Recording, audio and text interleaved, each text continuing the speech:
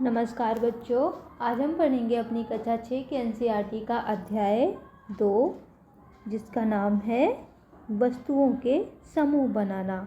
इसमें हम दो हेडिंग के बारे में पढ़ेंगे, मेनली 2 चीज़ों के बारे में पढ़ेंगे। पहला जो होगा वो है हमारे चारों ओर की वस्तुएं। इसमें पढ़ेंगे हमारे जो चारों ओर की चारों ओर जो वस्तुएं पाई जाती हैं वो किन चीज़ों से मिलकर बनी होती हैं। वो सब पदार्थों से मिलकर बनी होती हैं। उनको कैसे अलग करते हैं, कैसे पृथक करते हैं, कैसे उनको बांटते हैं, कौन धातु है कौन अधातु है, वो सारी चीज़ें। और जो दूसरी हेडिंग है वो पढ़ेंगे पदार्थों के गुण। वस्तुएं जो होती हैं वो एक या एक से अधिक पदार्थों से मिलकर बनी होती हैं। तो देखेंगे कि दिखावट के आधार पे पदार्थ के क्या गुण होते हैं, कठोरता के आधार पे पदार्थ के क्या गुण होते हैं, कौन से पदार्थ विलेय होते हैं, कौन से अविलेय होते हैं। विलेय का मतलब जो पानी में घुल जाते हैं, और अविलेय का मतलब जो पानी में नहीं घुलते हैं। जैसे पानी में क्या क्या घुल सकता है, चीनी को पानी में घोल दो तो पूरी तरीके से घुल जाती है, पता भी नहीं चलता कि पानी में चीनी घुली है कि नहीं। नमक भी घुल जाता है, लेकिन वही अगर पानी में बालू घोलिए तो क्या पूरी तरह से घुलेगी। आटा घोल के देखिए तो क्या वो घुलेगा। तो पानी और चीनी ये क्या है, नमक और चीनी ये जल में विलेय हैं, और बालू आटा ये अविलेय है। तो चलिए पढ़ना शुरू करते हैं। पहली हेडिंग है हमारे चारों ओर की वस्तुएं। हमने देखा है कि हमारे भोजन तथा वस्त्रों में बहुत अधिक विविधता है। विविधता का मतलब होता है भिन्नता, अलगाव, अनेक तरह की।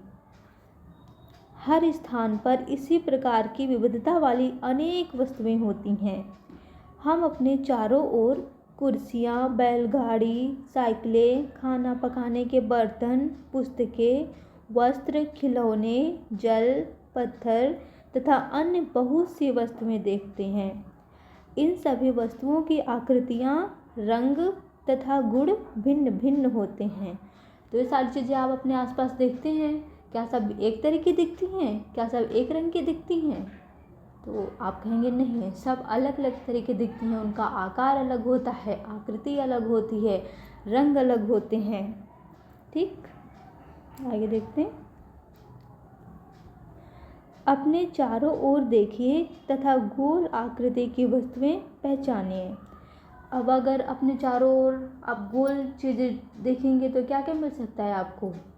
गेंद मिल सकते हैं, कंचे मिल सकते हैं, है ना। हमारी इस सूची में विभिन्न प्रकार की गेंदें जैसे रबड़ की गेंद, फुटबॉल तथा कंचे सम्मिलित हो सकते हैं। यदि हम अपनी सूची में लगभग गोल वस्तुओं को भी सम्मिलित कर लें तो इसमें सेब, संतरे या घड़े जैसी वस्तुओं को भी रखा जा सकता है। आइए देखते हैं।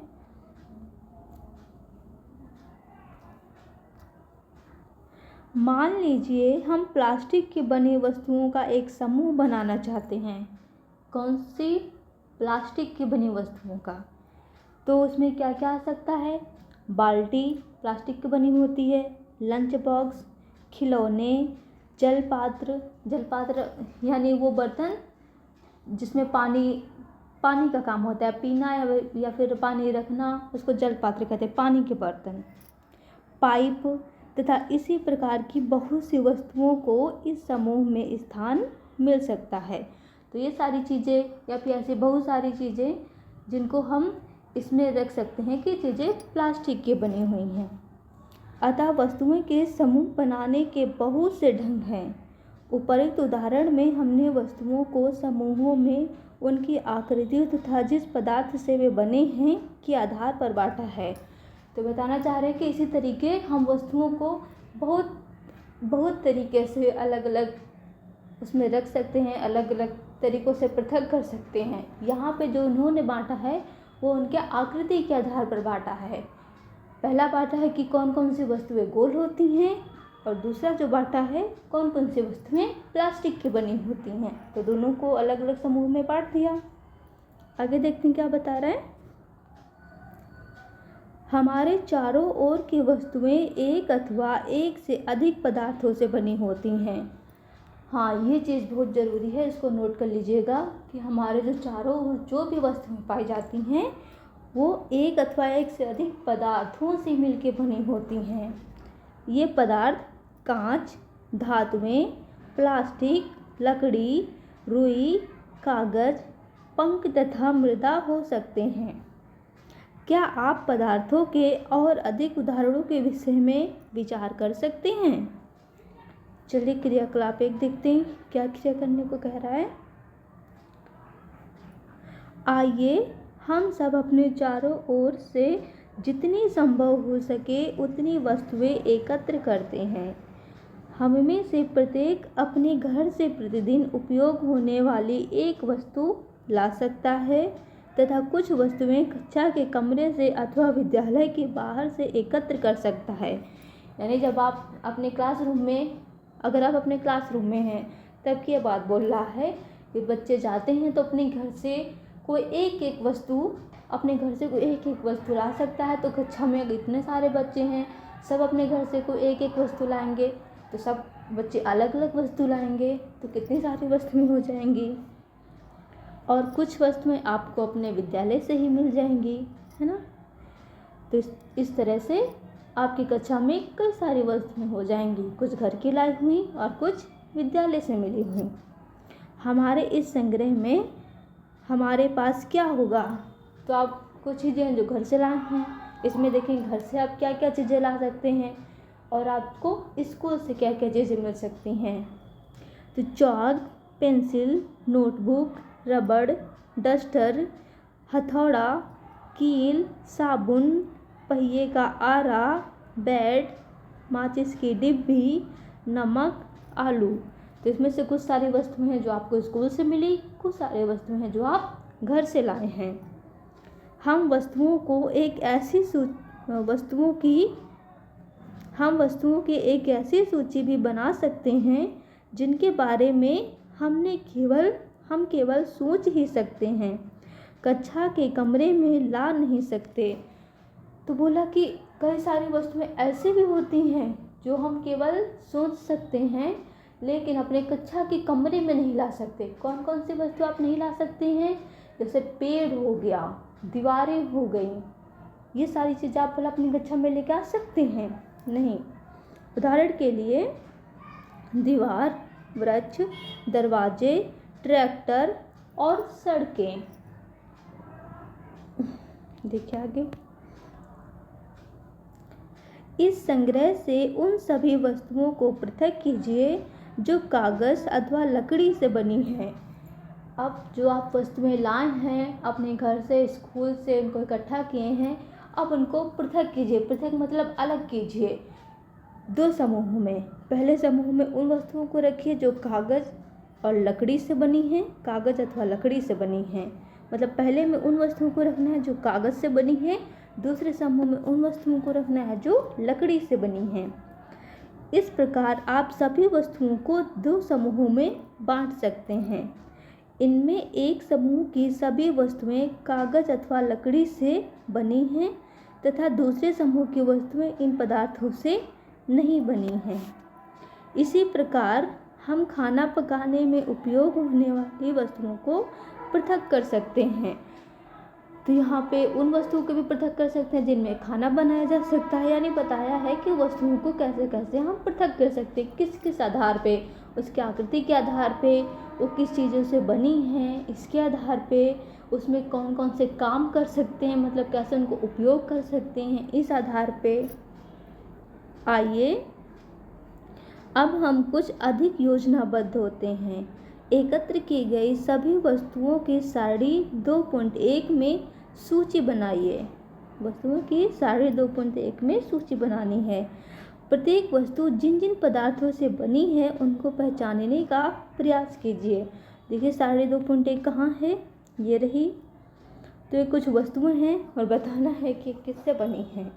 तो वस्तु में इसमें जो कुछ उदाहरण दिए हैं, पहला है थाली।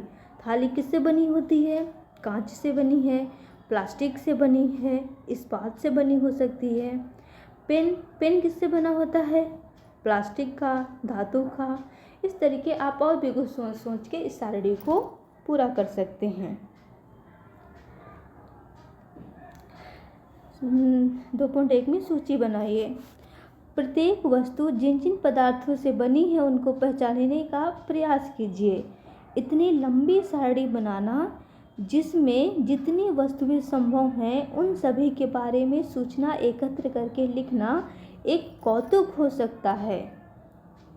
एकत्र की गई वस्तुओं में से कुछ वस्तुओं के पदार्थों के बारे में पता लगाना कठिन कार्य प्रतीत हो सकता है। तो आपने जितनी सारी वस्तुएं इकट्ठा की हैं, आप सबके बारे में ये नहीं पता लगा पाएंगे कि ये वस्तुएं किस चीज़ की बनी हैं, ये वस्तुएं किस चीज़ की बनी हैं, क्योंकि आप अभी कुछ ही चीज़ों के बारे में जानते हैं। जैसे प्लास्टिक जान जाएंगे, कौन सी वस्तु प्लास्टिक की बनी है, कौन सी वस्तु कांच की बनी है, कौन सी वस्तु स्टील की बनी है, लेकिन सारी वस्तुओं का पता अभी आप नहीं लगा पाएंगे, थोड़ा कठिनाई होगी। तो ऐसे में क्या करेंगे, ऐसे पदार्थों की पहचान के लिए अपने मित्रों, शिक्षक तथा अभिभावक से विचार विमर्श कीजिए। तो आप अपने मित्रों से पूछिए, अपने शिक्षक से पूछिए और अपने माता पिता से पूछिए। आगे देखते हैं। क्रियाकलाप 2, फिर से क्रिया कीजिए। क्या सारणी 2.2 में कुछ सामान्य पदार्थों की सूची दी गई है। इनके अतिरिक्त अपनी जानकारी के और अधिक पदार्थ आप इस सारणी के कॉलम 1 में जोड़ सकते हैं। तो यह है सारणी 2.2। इसमें ये बताना है कि जो पदार्थ है, इन पदार्थों से ऐसी कौन सी अनेक वस्तुएं हैं जो बनाई जा सकती हैं। जैसे लकड़ी से क्या क्या बनाया जा सकता है, कुर्सी, मेज, हल, बैलगाड़ी और उसके पहिए। कागज़ से क्या क्या बन जा सकते हैं, पुस्तकें, नोटबुक, कॉपी जिसमें आप लिखते हैं, समाचार पत्र, खिलौने, कैलेंडर। खिलौने भी कागज़ से बनाते हैं, आप जो खेलते हैं नाव वगैरह, ये सब कागज़ से ही तो बना लेते हैं। चमड़ा से क्या क्या बना सकते हो, सोचो। जूता, चप्पल, बेल्ट, है ना। प्लास्टिक से क्या क्या बना सकते हो, क्या क्या वस्तुएं होती हैं जो बनी होती हैं, बाल्टी हो गया, प्लास्टिक वाले टिफ़िन हो गए, मग हो गया, टब हो गया, ये सारी चीज़ें प्लास्टिक की होती हैं। रुई से क्या क्या बना सकते हो, रुई से हम ऊन बना सकते हैं, धागा बना सकते हैं, रजाई, गद्दे, इन सब में भी ऊन का प्रयोग होता है, रुई का प्रयोग होता है। चलिए आगे देखते हैं। बूझो यह जानना चाहता है कि क्या हमने यह पता लगाया कि कुछ पदार्थों का उपयोग एक से अधिक प्रकार की वस्तुओं को बनाने में किया जाता है। बिल्कुल, कुछ पदार्थों का जो प्रयोग है वो एक से अधिक वस्तुओं को बनाने में किया जाता है, जो अभी आप सारणी 2.2 में देखा। अब प्रयास करके अपनी जानकारी के दैनिक उपयोग में आने वाली उन वस्तुओं के बारे में विचार कीजिए जो मुख्यतः इन्हीं पदार्थों से बनी हैं और उन्हें कॉलम 2 में सूचीबद्ध कीजिए। इन सब सारणियों में हमें क्या पता चलता है? पहले हमने वस्तुओं को कई ढंग से समूहों में रखा। इसके पश्चात हमने यह पाया कि हमारे चारों ओर की वस्तुएं विभिन्न पदार्थों से बनी हुई हैं। तो आपने क्या देखा कि हमारे चारों ओर जो वस्तुएं पाई जाती हैं वो कई सारे पदार्थों से मिलके बनी होती हैं। कई बार तो कोई वस्तु एक ही पदार्थ से बनी होती है, तो ऐसा भी होता है कि एक ही वस्तु कई पदार्थों से भी बनी होती है। यानी एक ही पदार्थ से कई वस्तु बनी होती हैं और कई पदार्थों से एक वस्तु भी बनी होती है। और फिर एक ही पदार्थ के उपयोग से कई वस्तुएं बनाई जा सकती हैं। यह कैसे निश्चित किया जाता है कि किसी दी गई वस्तु को बनाने के लिए कौन सा पदार्थ उपयोग किया जाना चाहिए? ऐसा लगता है कि अभी हमें विभिन्न पदार्थों के बारे में और अधिक जानकारी प्राप्त करने की आवश्यकता है। तो यह हम कैसे पता लगाते हैं भाई कि कौन सी वस्तु है वह किस पदार्थ से बनाई जानी है? तो देखते हैं कि उसकी उपयोगिता क्या है। अब जैसे इसमें बताया है कि अगर हमें खाना बनाने वाला बर्तन बनाना है तो क्या हम उसको कागज़ से बना सकते हैं, कपड़े से बना सकते हैं? क्यों नहीं बना सकते? क्योंकि जैसे ही हम उसको चूल्हे पे, क्योंकि खाना बनाने के लिए हमें आग तो चाहिए ही चाहिए, और जैसे उसको चूल्हे पे चढ़ाएंगे, आग पे चढ़ाएंगे, गर्म करेंगे, तो कागज़ कपड़ा तो जल जाएगा। तो क्या वो हमारे उपयोग में आएगा? क्या उससे हम खाना बना सकते हैं? नहीं बना सकते हैं। तो इसीलिए अब हम पढ़ेंगे कि पदार्थों के गुण क्या क्या होते हैं, और पदार्थों के गुण के आधार पर ही हम ये पता लगाते हैं कि वस्तुओं को किन पदार्थों से मिलकर बनाना है, किन चीज़ों से बनाना है, वो इसको उपयोगिता पे निर्भर करता है। चलिए आगे पढ़ते हैं पदार्थों के गुण। क्या आपने कभी यह जानने का प्रयास किया है कि गिलास कपड़े का क्यों नहीं बनाया जाता? बताइए, अब गिलास कपड़े का क्यों नहीं बना सकते? क्योंकि गिलास का उपयोग हम द्रव चीज़ों को रखने के लिए करते हैं, यानी या पानी पीने के लिए, पानी रखने के लिए, चाय पीने के लिए। तो अगर गिलास कपड़े का बना होगा तो उसमें क्या चाय पानी टिक पाएगा? जैसे उसमें डालेंगे वो तो गिर के बाहर आ जाएगा। यह ध्यान में रखिए कि हम गिलास का उपयोग सामान्यतः द्रवों को रखने के लिए करते हैं। इसलिए अब यदि हम कपड़े का गिलास बनाएं तो क्या हमारा यह कार्य काफ़ी हास्यास्पद प्रतीत नहीं होगा? गिलास बनाने के लिए हमें कांच, प्लास्टिक, धातु अथवा कोई ऐसा पदार्थ चाहिए जो जल को रोक सकता है। इसी प्रकार खाना पकाने वाले पात्र बनाने के लिए कागज़ का उपयोग करना भी कोई बुद्धिमानी का कार्य नहीं माना जाएगा। अगर गिलास वगैरह बनाना है तो हम कपड़े का उपयोग नहीं कर सकते, क्योंकि उसमें पानी ही नहीं रुकेगा। अगर खाना पीना बनाने वाले जो बर्तन बनाने हैं तो उसके लिए हम कोई कागज़ वगैरह का इस्तेमाल नहीं कर सकते, क्योंकि उससे जैसे हम चूल्हे पे चढ़ाएंगे तो वो जल जाएगा और उसमें खाना बनाना बनेगा ही नहीं। आगे देखते। तब हम यह देखते हैं कि हमारे द्वारा किसी वस्तु को बनाने के लिए किसी पदार्थ का चयन किया जाना उस पदार्थ के गुणों तथा उपयोग की जाने वाली वस्तु के प्रयोजन पर निर्भर करता है। अतः पदार्थों के वह सब गुण क्या हैं जो उसके उपयोग के लिए महत्वपूर्ण होते हैं। नीचे कुछ गुणों की विवेचना की गई है। चलिए पढ़ते हैं वो कौन से गुण होते हैं। तो पहला होता है दिखावट, कि कोई वस्तु किस तरीके से दिखती है उस आधार पर ही हम उसका चयन करते हैं कि इससे क्या चीज़ बनाई जानी चाहिए।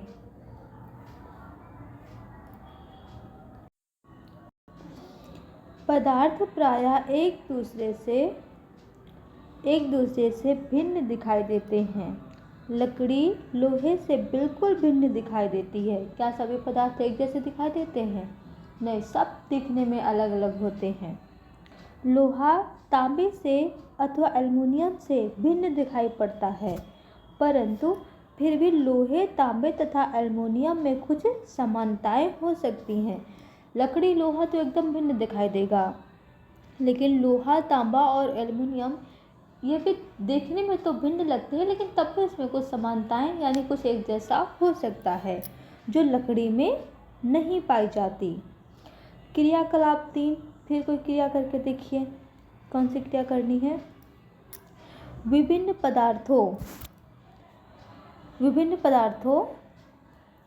गत्ता, लकड़ी, तांबे का तार, एल्युमिनियम की शीट और चाक के छोटे छोटे टुकड़े एकत्र कीजिए।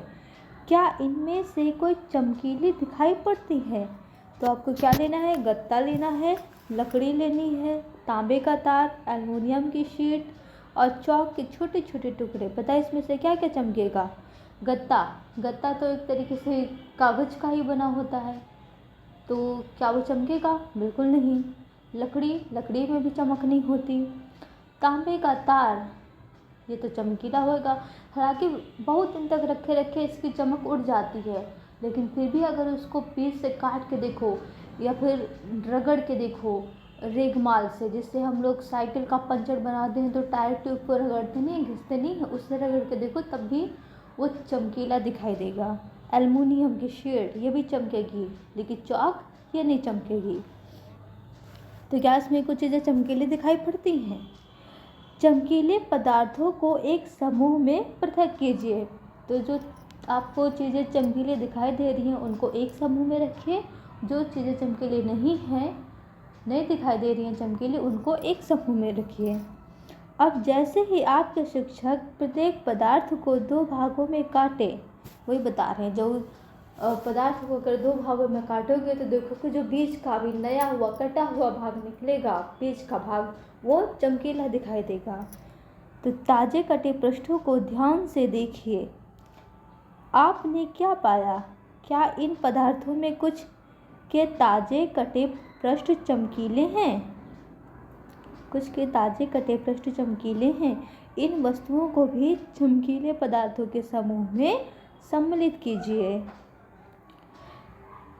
क्या आप अन्य पदार्थों में इसी प्रकार की कोई चमक अथवा द्युति देखते हैं?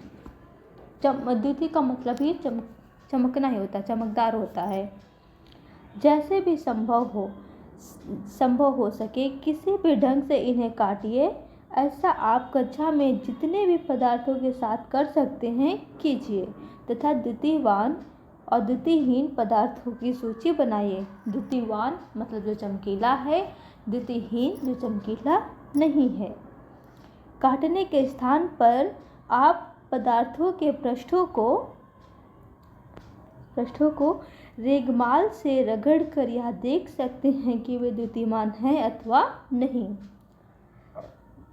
पदार्थ जिनमें इस प्रकार की द्युति होती है वे प्रायः क्या कहलाते हैं? धातु। जिसमें चमक होती है जिन पदार्थों में वो धातु कहलाते हैं, और जिसमें चमक नहीं होती है वो अधातु कहलाते हैं। जैसे लकड़ी हो गया, कांच हो गया, मेज हो गया, ये सभी क्या होते हैं? अधातु होते हैं।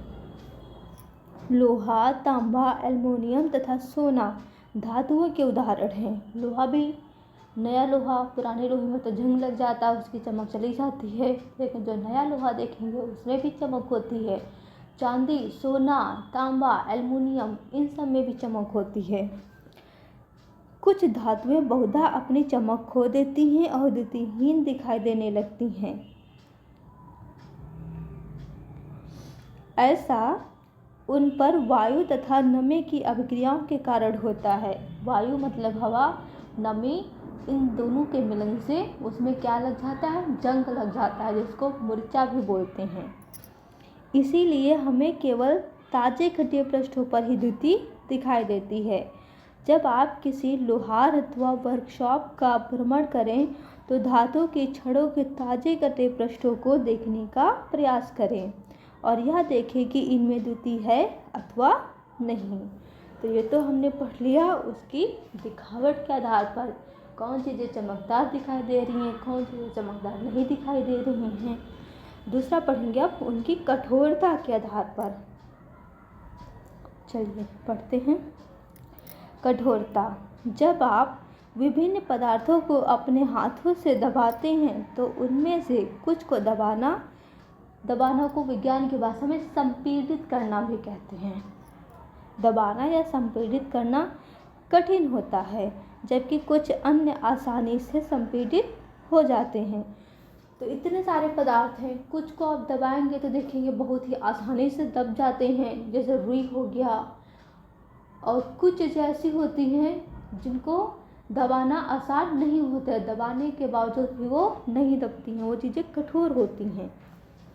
धातु की एक चाबी लीजिए तथा इससे लकड़ी, एल्युमिनियम, पत्थर का टुकड़ा, कील, मोमबत्ती, चौक, अन्य कोई पदार्थ अथवा वस्तु के पृष्ठों को खरोंचने का प्रयास कीजिए। तो जो चाबी होती है, चाबी से वे जो चीज़ें बताई हुई हैं उनको खरोच के देखिए, तो क्या होगा? कुछ चीज़ें खुरच जाएंगी और कुछ चीज़ें नहीं खुरचेंगी। तो आप कुछ पदार्थों को आसानी से खरोच सकते हैं, जबकि अन्य पदार्थों को इतना आसानी से नहीं खरोंचा जा सकता। वे पदार्थ जिन्हें आसानी से संपीड़ित मतलब दबाना, संपीड़ित किया अथवा खरोचा जा सकता है कोमल पदार्थ होते हैं। कोमल मतलब वो चीज़ें मुलायम होती हैं, जबकि अन्य पदार्थ जिन्हें हम संपीड़ित करना कठिन होता है कठोर पदार्थ होते हैं। तो जो आसानी से संपीड़ित हो गई, दब गई या खुरच गई, वो कोमल यानी मुलायम पदार्थ होते हैं, और जो नहीं खुरचते हैं आसानी से वो कठोर पदार्थ होते हैं। उदाहरण के लिए रुई अथवा स्पंज कोमल है, जबकि लकड़ी कठोर है। स्पंज का मतलब जैसे ब्रेड वगैरह हो गया, ब्रेड के अंदर ब्रेड का भाग देखते हैं ना, उसको दबाने से कितनी आसानी से वो दब जाता है, उसे को स्पंज कहते हैं। दिखावट में पदार्थों में विभिन्न गुण हो सकते हैं, जैसे द्युति, कठोरता, रूक्ष का मतलब होता है खुरदुरा, चिकनाहट का उल्टा खुरदुरा जो होता है एकदम उभरा उभरा, अथवा चिकना होना। क्या आप अन्य गुणों के बारे में सोच सकते हैं जो किसी पदार्थ की दिखावट का वर्णन करते हैं? ये तो पढ़ लिया हमने कठोरता के आधार पर। अब पढ़ते हैं विलेय अथवा अविलेय। तो विलेय हमने पहले बताया था, वो होते हैं जो घुलनशील पदार्थ होते हैं, पानी में आसानी से घुल जाते हैं, जैसे नमक और चीनी हो गया। और अविलेय वो होते हैं जो पानी में आसानी से नहीं घुलते हैं, जैसे बालू हो गया, आटा हो गया। इसमें भी पहले क्रियाकलाप कीजिए। कुछ ठोस पदार्थों जैसे चीनी, नमक, चाक पाउडर, बालू तथा लकड़ी के बुरादे के नमूने एकत्र कीजिए। कांच के 5 गिलास लीजिए।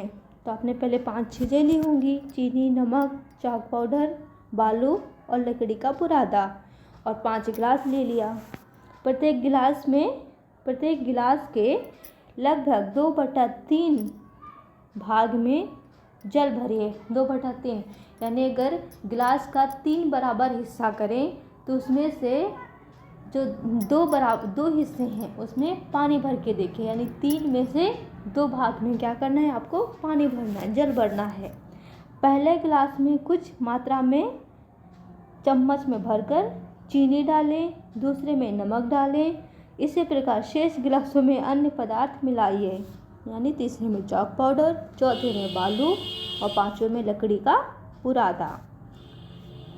प्रत्येक गिलास की अंतर वस्तु को चम्मच से विलोड़ित कीजिए। विलोड़ित मतलब चम्मच डाल के फिर उसको हिलाइए, जैसे चीनी डाल के पानी में भी चम्मच से नहीं हिलाते हैं, उसी प्रकार हिलाइए, धीरे धीरे हिलाइए।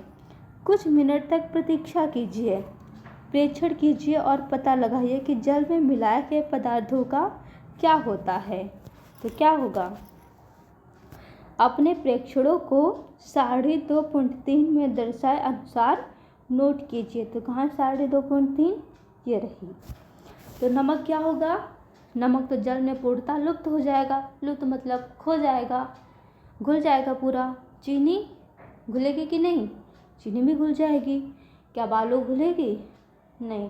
तब तक हिलाएंगे तब तक तो बालू पूरे पानी में फैल जाएगी, लेकिन जब उसको थोड़ी देर के लिए छोड़ देंगे तब फिर देखेंगे कि ग्लास के पेंटी में बालू बैठ जाएगी।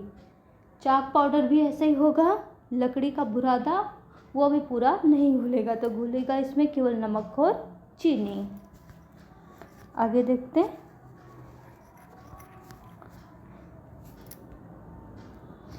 आप यह पाएंगे कि कुछ पदार्थ जल में पूर्णतः लुप्त हो गए हैं। लुप्त मतलब पूरी तरह से घुल गए हैं और वो अब हमें दिखाई नहीं दे रहे, पानी में खो गए हैं, अर्थात घुल गए हैं, विलीन हो गए हैं।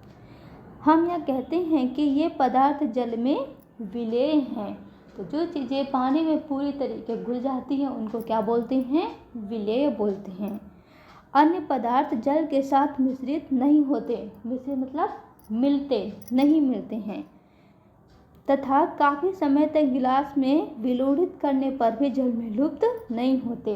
काफ़ी समय तक भी अगर उसको हिलाते रहते हैं गिलास में चम्मच की सहायता से, तब भी वो नहीं मिलते। ये पदार्थ जल में अविलेय हैं। चूँकि जल बहुत से पदार्थों को विलीन कर सकता है, इसीलिए हमारे शरीर के प्रकारों में इसकी एक महत्वपूर्ण भूमिका है। क्या द्रव भी जल में विलीन हो जाते हैं? तो अगर द्रव को भी पानी में मिलाएं तो क्या वो विलीन होते हैं? हम बहुत सारे ऐसे द्रव हैं जो विलीन हो जाते हैं, बहुत सारे ऐसे भी हैं जो नहीं भी होते हैं। जैसे अगर पानी में हम सफ़ेद वाला सिरका मिलाएं तो क्या विलीन हो जाएगा? वो भी तो सफ़ेद होता है, पानी भी सफ़ेद ही होता है, तो पूरी तरह से मिल जाएगा, पता ही नहीं चलेगा। लेकिन अगर पानी में वही दूध मिलाएं तब क्या होगा? तब तो ऊपर से समझ में आएगा भाई इसमें दूध पड़ा हुआ है ना। तो कुछ इसमें द्रव भी विलय होते हैं, कुछ नहीं होते हैं। चलिए क्रियाकलाप 5, फिर क्रिया कीजिए और देखिए क्या बता रहा है। सिरका, नींबू का रस, सरसों का तेल अथवा नारियल का तेल, मिट्टी का तेल अथवा अन्य किसी द्रव के नमूने एकत्र कीजिए। क्या क्या लेना है आपको? सिरका लेना है। अब सिरका नहीं बताया कि सफ़ेद वाला, काला वाला, तो इसलिए हमें काला वाला लेना है। कांच का एक गिलास लीजिए, इसे आधा जल से भरिए। अब इसमें चम्मच भरकर कोई द्रव मिलाइए और भली भांति बिलोड़ित कीजिए। फिर पानी लिया और इसमें कोई द्रव मिलाया, फिर इसको चम्मच से हिलाया। इसे 5 मिनट के लिए छोड़ दीजिए। प्रेक्षण कीजिए कि क्या यह द्रव जल के साथ मिश्रित हो जाता है। अब देखिए ये तो डिपेंड करता है, ये निर्भर करता है कि हम कौन सा द्रव लिए हैं। तो देखिए चित्र 2.5 ये है, 2 गिलास रखे हुए हैं। तो ए में क्या रखा है? कुछ द्रव में जल में भले भांति मिश्रित हो जाते हैं जबकि कुछ नहीं होते हैं। तो इसमें से क्या क्या हो जाएगा? सिरका मिलाओगे तो मिलेगा? नहीं मिलेगा। नींबू का रस, वो भी पूरी तरह से मिल जाएगा, पता ही नहीं चलेगा कि इसमें नींबू का रस मिला हुआ है कि नहीं। सरसों का तेल, अगर तेल में पानी में डालते हैं तो उसमें भी चिकनाई होती है, पानी में डालने से पूरी तरह नहीं मिलेगा, बल्कि तेल पानी के ऊपर ऊपर हमको दिखाई देगा। नारियल का तेल भी नहीं मिलेगा। मिट्टी का तेल, जितने भी तेल होते हैं वो सारे पानी में नहीं घुलेंगे, ऊपर बूंद बूंद बन के हमें दिखाई देंगे पानी के ऊपर, ठीक, मिश्रित हो जाते हैं। जितने अधिक अन्य द्रव आपको उपलब्ध हो सके उन सभी के साथ इस प्रयोग को दोहराइए। अपने प्रेक्षणों को सारणी 2.4 में लिखिए। कहाँ सारणी 2.4? ये रही। तो सिरका भली भांति मिश्रित हो जाता है। हाँ, तो जो सफ़ेद सिरका होगा पूरी तरह से मिल जाएगा। नींबू का रस वो भी भली भांति मिल जाएगा। सरसों का तेल ये नहीं मिलेगा। नारियल का तेल भी नहीं मिलेगा। और केरोसिन भी एक मिट्टी के तेल के तरीके होता है, तो ये भी पानी में भली भांति नहीं मिलेगा। चलिए आगे पढ़ते हैं। हम यह देखते हैं कि कुछ द्रव जल में पूर्णतः मिश्रित हो जाते हैं, कुछ अन्य द्रव जल में मिश्रित नहीं होते हैं। कुछ समय तक ऐसे ही छोड़ देने पर अपनी पृथक परत बना लेते हैं। तो ये बताया कि पहले तो घोलते रहोगे तब शायद ही ना दिखाई दे, लेकिन जब उसको कुछ समय के लिए छोड़ दोगे तो ऊपर ऊपर अपना एक अलग ही परत बना लेते हैं और पूरी तरह से पानी में नहीं मिलते हैं। फिर देखिए ये बोझो, अब ये क्या सुझाव दे रहा है कि कुछ जानना चाहता है। बोझो यह सुझाव देता है कि हमें यह भी जांच करनी चाहिए कि हमने क्रियाकलाप 5 में जिन द्रवों का उपयोग किया था क्या जल के अतिरिक्त किसी अन्य द्रव में भली भांति मिश्रित हो जाते हैं। ये पहली है, बोझो लड़का है, पहली लड़की है। पहली क्या कह रही है? पहले यह जानने के लिए उत्सुक है कि क्या गैस भी जल में विलीन हो जाती हैं। तो अभी हमने देखा पदार्थों को, क्या वो जल में विलीन होते हैं कि नहीं, फिर देखा द्रवों को। अब पहले ये भी जानना चाहते हैं कि जब पदार्थ देख लिए हैं, द्रव देख लिए हैं, तो अब गैस क्यों छोड़े। चलो गैस भी देख लेते हैं, क्या ये जल में मिलती हैं या नहीं मिलती हैं। चलिए इसको पढ़ते हैं।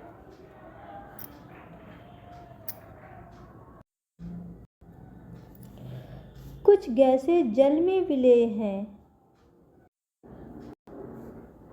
कुछ गैसें जल में विलीन हैं जबकि अन्य नहीं। तो गैस में भी बता रहा है कि कुछ गैसें जल में विलय होती हैं, जल में विलय होती हैं, किसी और चीज़ में नहीं, ठीक, अन्य में नहीं। सामान्यतः जल में कुछ गैसें थोड़ी मात्रा में विलीन होती हैं। उदाहरण के लिए जल में विलीन ऑक्सीजन जल में रहने वाले जंतुओं एवं पादपों के उत्तरजीविता के लिए अत्यंत महत्वपूर्ण है। तो जल में जो ऑक्सीजन गैस मिली होती है, तो जो समुद्र या पानी में जो भी जीव जंतु रहते हैं वो उसी ऑक्सीजन का प्रयोग करके सांस लेते हैं। अब आगे देखते हैं कि वस्तुएं जल में तैर अथवा डूब सकती हैं। तो ये भी आप जानते हैं कि कुछ वस्तुएं ऐसी होती हैं जो जल में डूब जाती हैं, जो भारी वस्तुएं होंगी वो डूब जाएंगी और जो हल्की वस्तुएं होंगी वो जल में नहीं डूबेंगी। तो क्रियाकलाप 4 में आपने क्या देखा था कि हम ये पता लगा रहे थे कि जो पदार्थ होते हैं, कुछ पदार्थ होते हैं वो जल में विलय होते हैं या अविलय होते हैं। तो क्रियाकलाप 4 करते समय आपने यह ध्यान दिया होगा कि जल में अविलय ठोस जल से पृथक हो जाते हैं। तो जो बहुत ठोस चीज़ें होती हैं वो जल में विलय नहीं होती हैं, बल्कि अलग हो जाती हैं। जल अलग होता है और पदार्थ अलग होता है। क्रियाकलाप 5 जिसमें हमने द्रव को पानी में मिला के देखा था, क्रियाकलाप 5 में भी आपने कुछ द्रवों के साथ ऐसा ही देखा होगा। इनमें से कुछ पदार्थ जो जल में मिश्रित नहीं हो पाए वे जल के पृष्ठ पर आकर क्या करते हैं, तैरने लगते हैं। ये देखिए जल में इन्होंने कुछ वस्तुओं को डुबोया हुआ है। तो कुछ चीज़ें ऐसी हैं जो जल में ऊपर तैर रही हैं और कुछ चीज़ें ऐसी हैं जो डूब गई हैं। जैसे 1 रुपए का सिक्का डाला हुआ है, चाबी डाला हुआ है, कुछ कंकड़ पड़े हैं, ये जल में क्या हुए हैं, डूब गए हैं। और पत्ती है, लकड़ी का एक छोटा टुकड़ा है, गेंद है, ये सभी जल में नहीं डूबी हैं, जल के ऊपर तैर रही हैं। ठीक, तैरने लगे थे। अन्न डूबकर गिलास की तली में पहुंच गए थे। क्या यह सही नहीं है? हाँ, बिल्कुल है। हम ऐसे बहुत से उदाहरण देखते हैं जिनमें पदार्थ जल में तैरते रहते हैं अथवा डूब जाते हैं। किसी तालाब की सतह पर गिरी सूखी पत्तियां, कंकड़, वह कंकड़ जो आप इसी तालाब में फेंक देते हैं, शहद की कुछ बूंदें जिन्हें आप गिलास के जल में डालते हैं, इन सब का क्या होता है? तो इसमें से भी कुछ चीज़ें होती हैं जो डूब जाती हैं। जैसे क्या क्या डूब जाएंगी? सूखी पत्तियां, ये तो नहीं डूबेंगी। कंकड़, ये डूब जाएंगे। शहद, ये भी नहीं डूबेगा। बोझो यह चाहता है कि आप उसे जल में तैरने वाले तथा जल में डूबने वाले पदार्थों के 5-5 उदाहरण दें। अन्य द्रवों जैसे तेल में यही पदार्थ तैरते हैं अथवा डूब जाते हैं। इसे देखने के लिए आप किस प्रकार परीक्षण करेंगे? तो हम भी तेल में पहले डुबा कर देखेंगे कि कौन सी चीज़ें जल में और तेल में डूब रही हैं, कौन सी चीज़ें नहीं डूब रही हैं। चलिए आगे बढ़ते हैं। अब पढ़ेंगे पारदर्शिता के बारे में। पारदर्शी, अपारदर्शी और पारभासी, ये 3 तरह की चीज़ें होती हैं।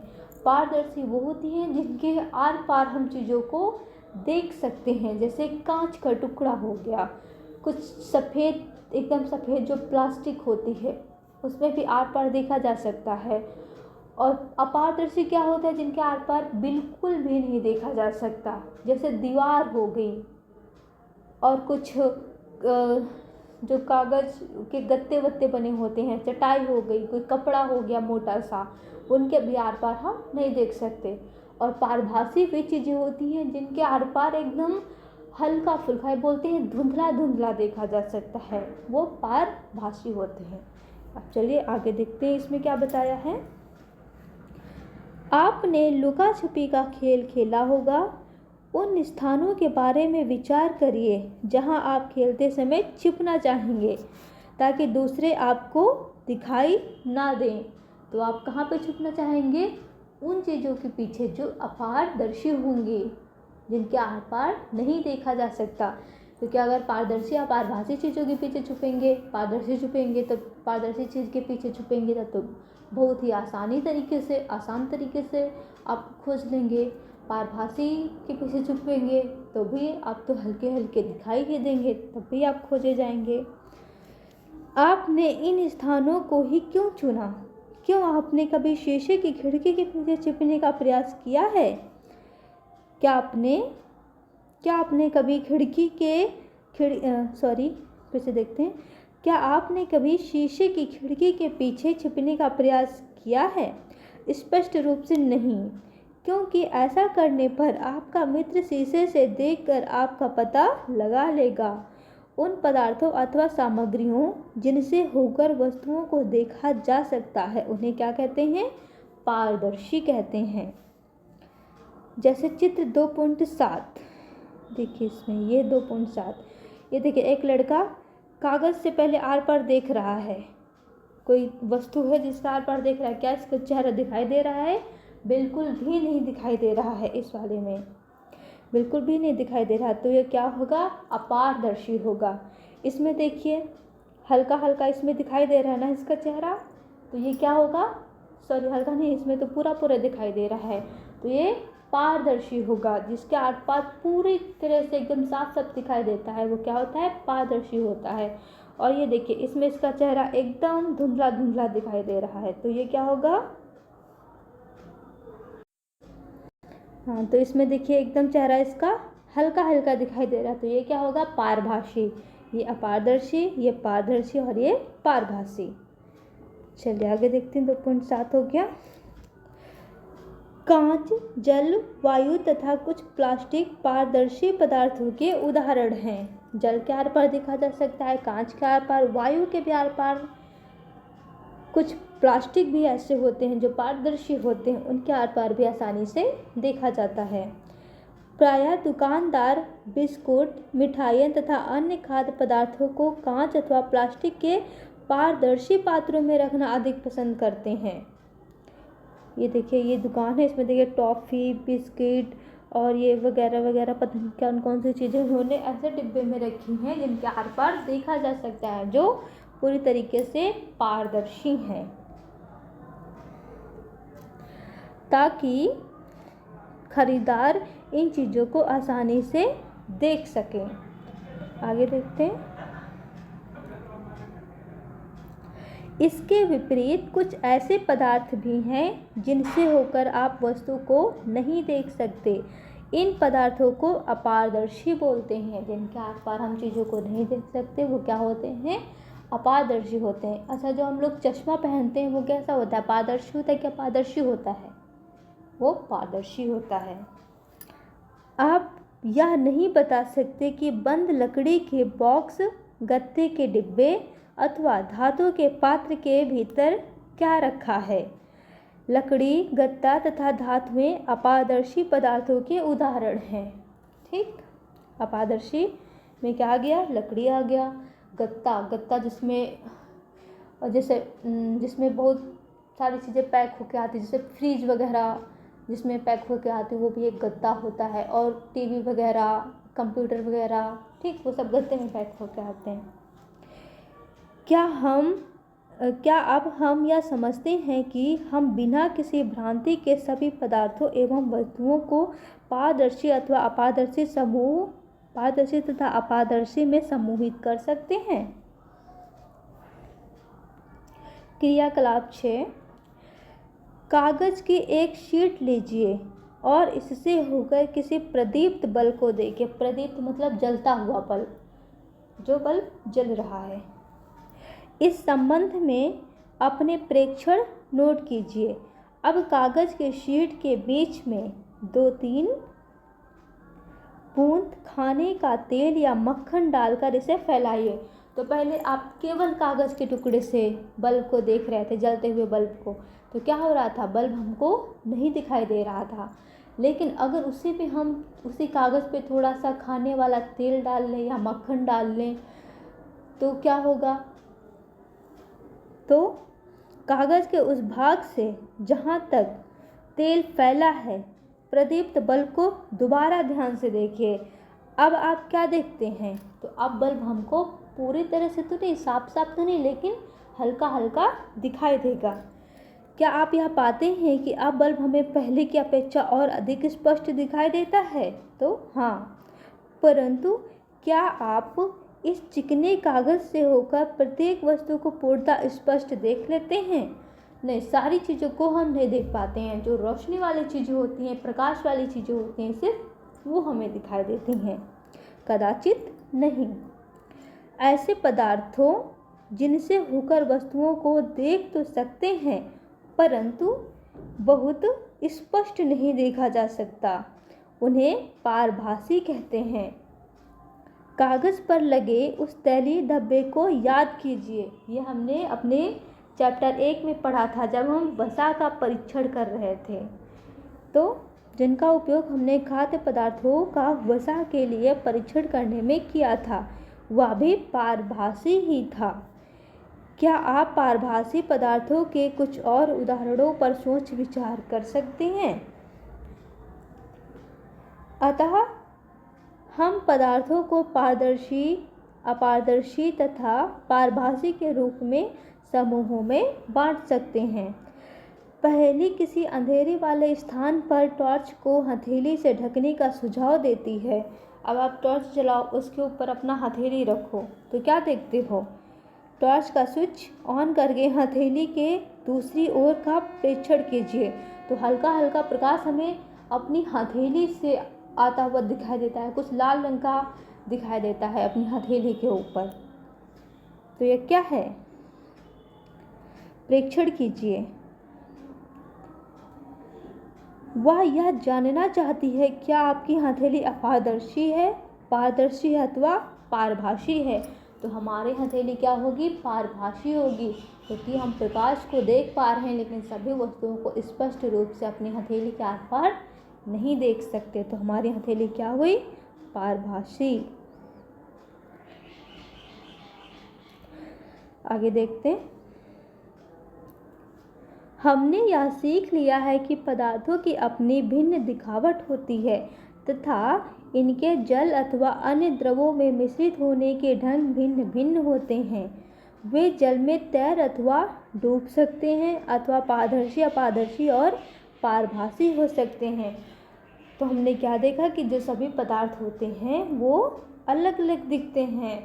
कुछ ऐसे भी पदार्थ होते हैं जो पानी या द्रव में मिल जाते हैं, कुछ होते हैं जो नहीं मिलते हैं, कुछ पानी के ऊपर तैरते हैं, कुछ पानी के ऊपर नहीं तैरते हैं।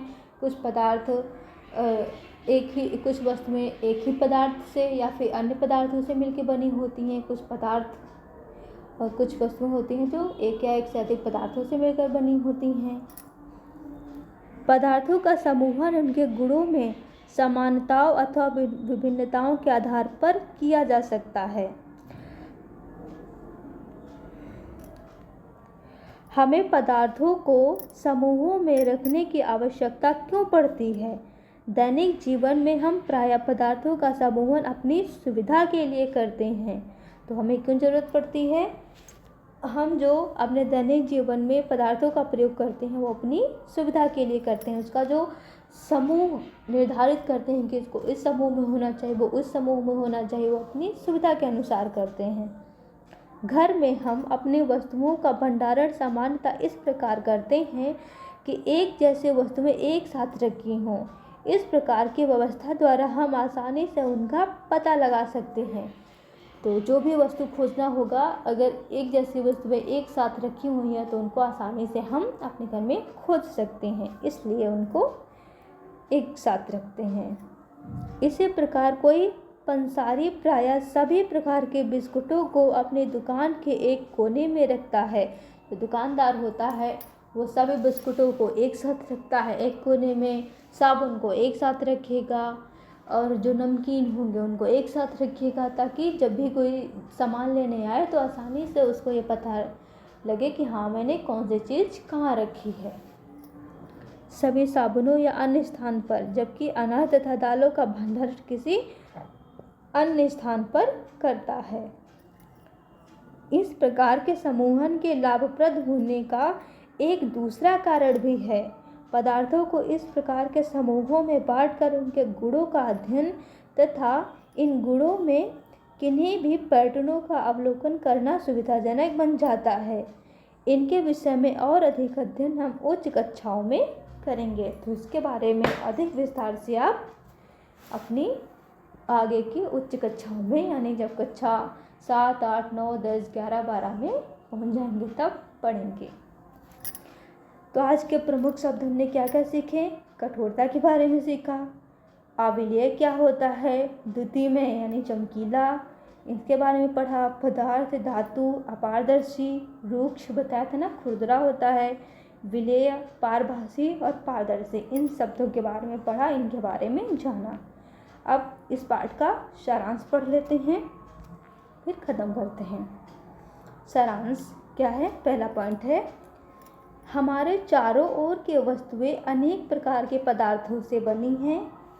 ठीक, जो हमारे चारों ओर की वस्तुएं हैं वो एक से अधिक पदार्थों से यानी अनेक पदार्थों से मिलकर बनी होती हैं। किसी दिए गए पदार्थ का उपयोग बहुत सी वस्तुओं के निर्माण में किया जाता है। किसी वस्तु को केवल एक ही पदार्थ से भी बनाना संभव हो सकता है अथवा उसे विभिन्न प्रकार के पदार्थों से भी बनाया जाता है। तो एक ही वस्तु अनेक पदार्थों से बनाई जाती है और एक ही पदार्थ से अनेक वस्तुएं भी बनाई जाती हैं। विभिन्न प्रकार के पदार्थों के गुण भिन्न भिन्न होते हैं। कुछ पदार्थ दिखावट में चमकदार होते हैं जबकि अन्य नहीं होते। कुछ खुरदरे होते हैं, कुछ अन्य चिकने, ब्रैकेट में मशहूर। इस प्रकार कुछ पदार्थ स्पर्श करने पर कठोर लगते हैं और अन्य कोमल लगते हैं। तो बता रहे कि कुछ पदार्थ ऐसे होते हैं जो कैसे होते हैं? चमकीले होते हैं, जिन्हें धातु बोलते हैं। कुछ चमकीले नहीं होते हैं जो अधातु होते हैं। कुछ खुरदरे होते हैं, कुछ चिकने होते हैं, कुछ कोमल होते हैं, मुलायम होते हैं और कुछ बहुत कठोर होते हैं। तो सब पदार्थ अलग अलग गुण के होते हैं। कुछ पदार्थ जल में विलेय होते हैं जबकि अन्य अविलेय होते हैं। कुछ पदार्थ जैसे कांच पारदर्शी होते हैं तथा कुछ जैसे लकड़ी एवं धातुएं अपारदर्शी होते हैं। कुछ पदार्थ पारभासी होते हैं। पदार्थों को उनके गुणों में समानताओं तथा विभिन्नताओं के आधार पर समूहों में बांटा जाता है। वस्तुओं को सुविधा तथा उनके गुणों के अध्ययन के लिए एक साथ समूहित किया जाता है। तो आज का ये पाठ हमारा ख़त्म हुआ। तो अगर आपको इससे कुछ सीखने को मिला हो, आपको अच्छा लगा हो, तो हमारे वीडियो को लाइक कीजिए, चैनल को सब्सक्राइब कीजिए। और अगर वाकई में लगा हो कि हाँ इससे कुछ सीखने को मिल रहा है तो अपने दोस्तों को भी शेयर कीजिए ताकि वो भी कुछ पढ़ के समझ सके, कुछ सीख सकें। धन्यवाद।